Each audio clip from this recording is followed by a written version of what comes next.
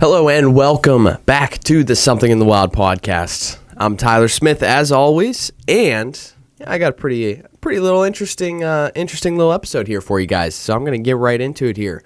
I'm going to talk about my weekend first. So very busy weekend. It was the opening day of archery season here in Pennsylvania, so I was able to get out and do some hunting early in the morning on Saturday. And, you know, it went all right. For not scouting this area, never deer hunting in this area, it went okay. But I started out deer hunting, right? So I got out there. I was a little bit late to the stand, started deer hunting, didn't have that much success deer hunting. So I was like, yeah, there's tons of squirrels around. I'm going to try and get down and do some squirrel hunting. So I get down, grab my shotgun out of the truck, and start walking around through the woods. It was like around this time, like 10 o'clock or so. So I figured I wasn't going to be messing up anyone's morning hunt. It was past prime time. You know, everyone was probably getting out of the woods by now. So thought I'd tote around my shotgun for a little bit, see if I can get some squirrels. Well, turns out that whenever you are looking for one specific species and then you switch to a different species, you're going to end up seeing that species you were originally chasing, and vice versa. So literally right as soon as I grabbed my shotgun, I was walking through the woods, jumped a deer. I was like, are you freaking kidding me? So, yeah. Not successful quite yet. I think I'm going to go out again tonight. This would be Monday night, by the way. I'm going to go out again tonight after work because huge cold front came through last night. It was 80 degrees probably around like 6 o'clock last night. And right now it's like 45, 50. So huge temperature difference, huge cold front. Came after a pretty decent sized rainstorm last night. So yeah, I'm looking forward to getting outside and doing some more deer hunting. I'm just so excited that the season's here, and really trying to spend as much time as I can outside, enjoying it. So that was my weekend. Oh, and also, literally, one of my best friends from college got married. Braxton, Jacqueline, congratulations, guys. That was the reason that I was in Johnstown, and you guys, the wedding was awesome. It was so nice. Venue was amazing. It was absolutely perfect. So congratulations to you guys. That was a lot of fun. But all right, let's get into some conservation news, some stuff going on around the country. So I know that I kind of focus around Colorado a lot, but I think that it seems like they're always in the news for something, whether it's good or bad. Today, it's actually pretty good. So there was just recently a Senate bill passed to conserve over 700,000 acres of Colorado public land in the Gunnison Basin. So this follows a draft bill released about 2 years ago, but they've been garnering stakeholder engagement through the Gunnison Public Lands initiatives for decades. Been talking about this a really long time. So this bill was sponsored by Senator Michael Bennet. He's a Democratic senator there in Colorado, and co-sponsored by Senator John Hickenlooper. And so they these areas managed by the U.S. Forest Service and the BLM, obviously just great habitat for big game, small game, trout, all those cold water fish, all the big game. And it's very, very important that these places are being protected, and kept in public hands. Like, we can learn a lot about what's happening in Utah and kind of forget about just the treasure that us as Americans, us as the United States has in our national forests, national parks, federally owned land. Another interesting fact that I thought was very cool, about 20% of all fresh water in the continental U.S. originates from national forest land. So that's not even including national parks. It's not even including BLM land. this is like just national forest land, and that is pretty crazy. So that and that's why it's so important to protect these places. Like, right as soon as you start developing, you start putting roads, you just make it so much more susceptible to pollution. You know, people are driving, there might be gas spills, there's trash that people will throw out their windows, and just makes it increasingly harder to keep our fresh water clean. And whenever your fresh water is originating from a place that is untouched, it has the highest likelihood of being clean and, you know, being able to drink. So how this land's kind of split up. So it's obviously going to be a national forest, but or it's part of the Gunnison National Forest. There's going to be approximately 120,000 acres that are going to receive the highest level of protection, which is designated wilderness area with a capital W. Wildlife conservation area is going to be about 220,000 acres, and they're going to focus that really on habitat restoration. So similar to the wilderness area, except there's going to be a few more travelable roads, you know, whether they're 4x4 trails or paved roads or whatever, but 220,000 acres focused on habitat restoration. And then another designation, which would be special management areas. That's going to be another 220,000 acres aimed at just conservation in general. So, all in all, good on Colorado, you know, protecting these areas in a time where, you know, land development and you know, selling off federal land and all of this stuff, it's good that they're kind of holding on and even putting more protections in place. That is absolutely crucial to keep this whole operation running and making sure that we have these public lands available for generations to come, which is always the goal. Now, segueing off into federal or land development, the housing shortage and things like that. Last week there was the vice presidential debate. Now, I'm gonna start off by saying that I am not going to publicly endorse any one candidate or candidates committee. This is just I'm saying this purely based on the comments that were made and how either party it's a very dangerous mindset to have. So, with that being said, that I'm talking right now about JD Vance's comments during the 2024 vice presidential debate. So, he said that in order because you know the question was asked, how are you going to deal with the housing crisis, the expensive houses, you know, how are you going to make housing more affordable? And his answer was partially to sell off federal land that is designated as unused to provide affordable housing. And you know, I just, like I said, this is a very dangerous mindset to have.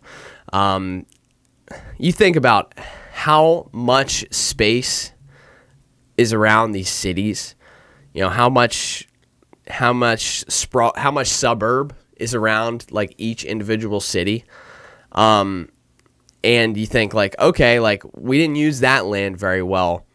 Give us more and we'll change and we'll get better. Like, it's not how it works. Like, you're not going to waste someone's, you know, say someone loans you $1,000, you just absolutely waste it. You're going to be like, oh, well, I didn't have enough, so give me $2,000 now. I won't waste it this time. It's going to be very hard for you to win back that trust. So, it's kind of just a Band-Aid solution right now. It's going to become an issue again in the future, I'm sure. So, you know, trying to solve this by selling off federal land that is in the trust of the people, of the common people, very, very dangerous. That's not even to say like that you can't use it anymore. This is wildlife habitat, very, very important for these wild animals to have this habitat, and it's not unused. This land is really what makes America so special, and once it's gone and it's in private hands, it's never going to return back to the public trust. So that's something also to consider. But the main thing that makes this just a stupid comment is that most federal land is nowhere close to these big cities, these population hubs. So what, are you going to create a new city inside of a state or a national forest or something? Like, it just doesn't make much sense. So I'm hoping that does not happen. It is not something that would be of benefit for us in the future. And just like what I was saying with the freshwater thing, 20% of fresh water is coming from national forest land. That's a lot of water. And, right as soon as you start installing plumbing and pipes and stuff that's going to carry that water at exponentially faster speeds, you're going to be more susceptible to flooding and things like that. And that's, not saying that that's what has led to the destruction of Hurricane Helene. But it definitely doesn't help. I can tell you firsthand, my house, there's water that flows. I'm kind of at the bottom of this hill, kind of down in the valley of these two hills, and water will run down from both sides of the hills on the road, and it just runs so fast that it will jump over my curb and into my garage, and it'll flood our basement all the time. It happens all the time. So, whenever you speed up the flow of water instead of letting it naturally flow through the grass and through the dirt, it's going to cause flooding. So that's kind of the negative downside, and you definitely don't want to be selling off those lands. That's what cleans our water. So that's what I had to say about that. Now, let's move on to something a little bit less pressing, a little bit lighter heart, a little bit of better news.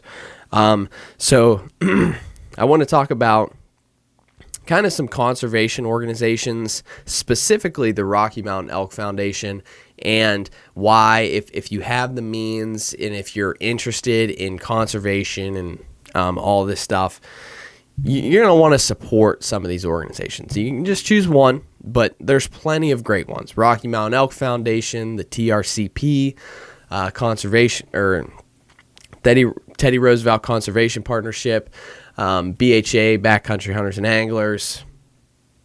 All these places all do really great work with legislators, work with all sorts of different parties to make sure that wildlife's being protected, hunting is being protected, fishing is being protected, access is being protected. That's another really, really important thing. And that's what I'm going to be talking about right here with the Rocky Mountain Elk Foundation. So, the Rocky Mountain Elk Foundation has just recently provided access, worked with legislators to provide access to tons of public land over the past few months. So 6,660 acres in Wyoming opened up, 160 acres in Colorado, 649 acres in Pennsylvania, 15,537 acres in Oregon, 26,000 acres in Utah, and this is crazy, permanent public access to 55,636 acres in Kentucky. So that is, I'm pretty sure that I saw that was private land that was being designated for public access, and also being opening up certain private parcels to connect public lands together, get easements, things like that. That's incredible. 55,000 acres in Kentucky. I mean, Kentucky is kind of not saying that it's super populated, but there's a lot of private land in Kentucky.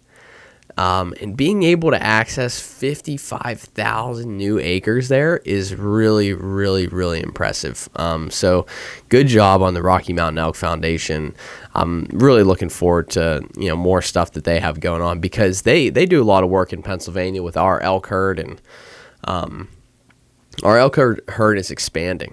Now, some people say, oh, it's at the expense of the deer, expensive whitetail deer and things like that, making it a lot harder for residents to hunt whitetail deer. But it's really cool to have elk here. And, the more it expands, the more the hunting opportunity can expand and things like that. But it's very critical for Pennsylvanians to buy into this, or for the Rocky Mountain Elk Foundation to have buy-in from Pennsylvania residents, because I know there's a lot of people that are complaining about crop damage and things like that. And my buddy actually texted me. He said that a farm that his dad grew up on, they had to take out a few elk because they were causing a lot of crop damage, and it seems like one of the elk that the Game Commission had to remove was like a new potential world record. So there's a lot of big elk in Pennsylvania, and that's all thanks to the Rocky Mountain Elk Foundation. I mean, they do so much habitat work, and that habitat not only helps out the elk, but it helps out the deer too. Yeah, there might not be as many deer because the carrying capacity, the land might not be as high, but the deer that are there are getting great feed. They're getting great habitat. They just have to commingle with elk. So really cool stuff going on. And like I said, if you have the means to join one of these organizations or, help out, they host a ton of events, whole year. So be sure to check them out, look them up online, on social media, things like that, and get involved. I mean, that's really, like I said, what makes this whole thing go around is getting involved and helping, making your voice heard. So check it out. And also check out the YouTube channel. We got tons of videos coming out all the time. We got videos on Tuesdays, the podcast on Tuesdays. We got long form videos on Thursdays. We got a gear review on Saturday. Like, all this stuff coming out. Bunch of cool things. Deer season's here. Squirrel hunting, things like that. It's going to be fun. There's going to be a lot of cool things coming out here in the next couple weeks. So be sure to check that out and make sure to keep it wild. Thank you, guys.